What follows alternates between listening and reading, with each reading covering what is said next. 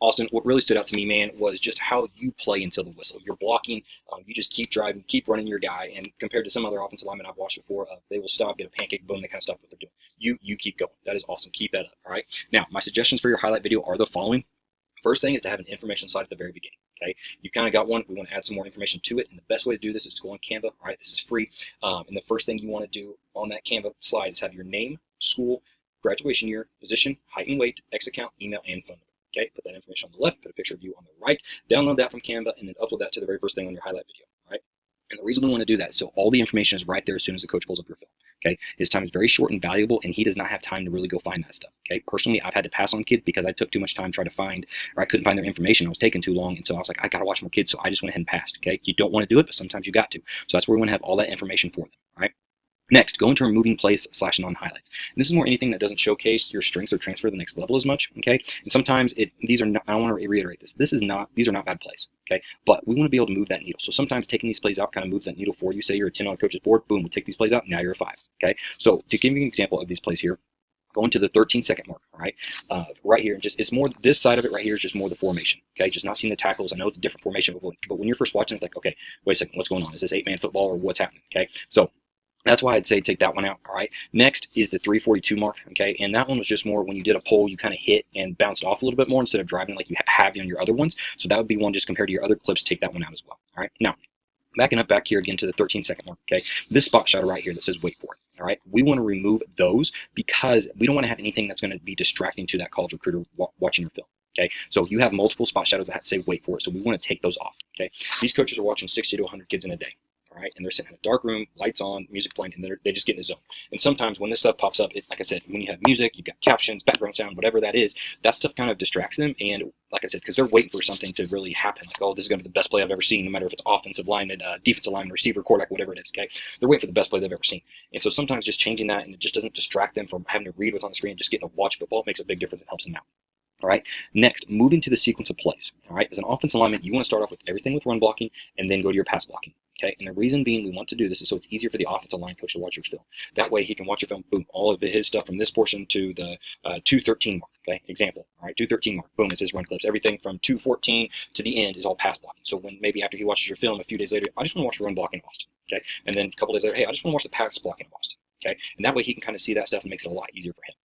All right, so now within each of these sections, we want to start off each section with the top play, okay, and then go from there because we got to capture that coach's attention early and keep him watching. All right, so these plays I've got timestamp here. Okay, these are the first 3 I'd start out with and then follow suit from there. Same thing with the pass blocking. Okay, so at the 131 mark, okay, to show this one, the reason I chose this one is just because of the physicality and getting a pancake. Okay, offensive line coaches want to see physicality, they want to see violence, they want to see people in the dirt. All right, that's just what they like. So that's why I start off with that one there. Next, kind of the same thing with this one here at the 148 mark, right? Driving your guy, boom, and just getting a good finish on him, okay? That's a great job there. Next, going to the 45-second mark here, okay? The reason I chose this one is because it's showing you move, okay? Boom, being able to pull, all right? Having a little dart play, power play where center's pulling, all right? The great job, seeing you pull, getting your shoulders turned, getting that guy sealed to where he, now, boom, he wants to go that way, let's just seal him and go, okay? That's a great job there. So that's what I would start out with and then follow suit from there.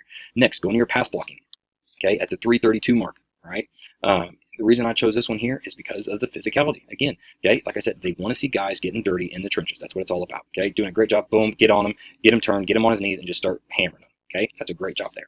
Next, going to the 236 mark, okay? And these guys are also watching technique, and so sometimes we kind of look at that stuff, right? Boom, how your feet doing, getting a good base, good drive, also then finish them, okay? Sometimes I love seeing that, like offensive line comes and helps out, and boom, you guys pick them up, put them in the dirt. That's good stuff right there, all right? And then going to the 19-second mark here, the reason I chose this one, kind of like the pulling, it shows a little bit something different. They're trying to run a little stunt here, no slant, linebacker in, okay? And so you pick that up well, right? They're getting a little stunt going on. You guys have repped this, so boom, seeing it, sort it out. He guard takes here, you take here, clean pocket, okay? Great job. Feet don't stop. It's a great job there, okay? Now, so like I said, those are how I do those run blocking clips.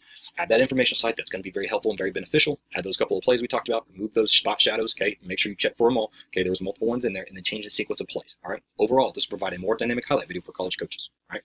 Now, after going over the game film feedback, let's take a look at what divisions you should target.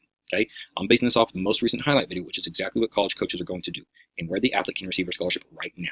All right, and I want you to know this is a current evaluation opposed to a projected evaluation. Okay, I'm going off the film I see. This is current. I'm not projecting anything. Okay, this is all based on a few criteria.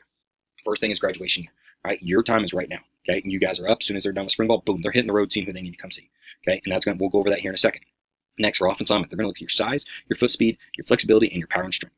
All right, that's what they really want to see in offensive linemen. And with that being said, the levels you should look at today for a scholarship are D3 to NAI.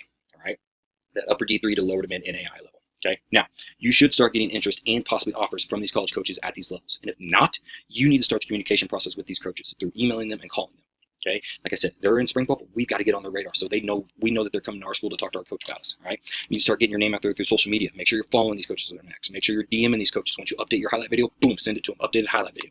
Okay, because that's going to go in turn with we got going on the summer camps, okay? Because you're going to make sure you're marketing and branding yourself in the correct way, so coaches are seeing that stuff, and they're going to want to see, okay, I'm going to watch this kid's video the way he's carrying himself, okay? Because we need to know personally of whether a coach likes our film or not, right? Because when you get to these camps, you're going to hit this camp circuit this summer, making sure you're going to O-line, D-line camps, okay? Going to some prospect camps, but then also working on those O-line, D-line ones. But we got to know when you go to these prospect camps, does coach like our film or not? Because if he doesn't like our film, we need to go to a different camp where coach likes our film, okay? Or we got a better chance of getting an offer. All right, because that's going to come in time, because when you get there, you can then introduce yourself to that coach and then start building that relationship. All right, and now when you send him that midseason highlight, you're going to have that relationship with him. He's going to see things you guys coached on in one-on-one drills on camp, or man across, or individual stuff. He's going to see that stuff translate to the film, and he's going to see that, oh man, I remember him doing this and that. Okay, there's things that really help him, and so when they watch that midseason highlight, they're going to know who they're watching. But here's the deal: how can we also go attack these levels and get better? Right? My suggestion to improve your game that translates to college football and possibly a higher division are the following. First thing you got to work on is the strength and power. Got to hit the weight room, work on that strength training. Got to make sure we're also adding good weight to your frame. Okay, offensive linemen, they want to add good weight. We're not just adding weight. It's got to be good weight. Okay, got to add that muscle. Got to be able to explode out of your stance. Okay, got to be firing out, can't come up. Okay, that's just that explosion, because you got to drive that D line back who's wanting to drive you back. Got to drive him back first. Okay. Next is flexibility, pre and post training stretching. Okay, this is huge. If you guys don't do it as a team, you need to do it on your own. Stretching is going to help improve your pad level in the run and the pass game. Okay, which is also going to help prevent injury, because your best ability is your availability. If you're dinged up and nicked up, okay, that's going to hurt your chances of video, which is then going to in turn hurt your chances of an offer. But then you go to the college level, if you're dinged up and nicked up, then that's going to hurt our chances on the depth chart. Okay, work on your foot speeds, dot drills, ladder drills, kick and post pass pro drills. Okay, the old school saying, offensive lineman feet got to be as quick as a hiccup. You need to have the second fastest feet on the team. Okay, got to be able to beat that D-line with the first step. Boom, he's trying to cross face. Boom, we got to cut him off. Okay, technique development, stance, footwork, hand accuracy, the basics, the fundamentals. Offensive line is all about fundamentals, all about indie, all about details. Okay, because you're going to work on these details all the time in college drills. Okay, you have a good development of them going into college. That's going to help you on the depth chart later when you're playing. That's going to help you when you go to these camps. Okay, coaches don't just look at team film in practice. O-line coaches are going to film individual drills and watch it. I remember going by. I mean, the O-line coach is always watching film compared to when I was a receiver coach, because he was always watching, just critiquing. I'm like, what are you watching? He's like, I'm watching indie, because they're always finding those fine-tuned details, moving things 6 inches or something like that. Okay, so make sure you got a good grasp on that. Now, these improvements are what an O-line coach will look at. So double down, do all these things, hit it hard, and if it translates to your video, this can help you level up your evaluation and possibly have an opportunity at that upper NAI to lower lower to mid D2 level. Okay, but at the end of the day, Austin, everything's going to come down to your individual work, your outreach, as well as your marketing and social media, and your relationship building with college coaches, which is why the next step is your athlete interview, where you're going to get an interview with the coach and get coached on your communication and interviewing skills, which is critical for the conversations you're about to start having with college coaches. So make sure you watch the video beforehand and be ready to go. If you have any questions, we'll be able to answer them at the end of the interview. Thank you.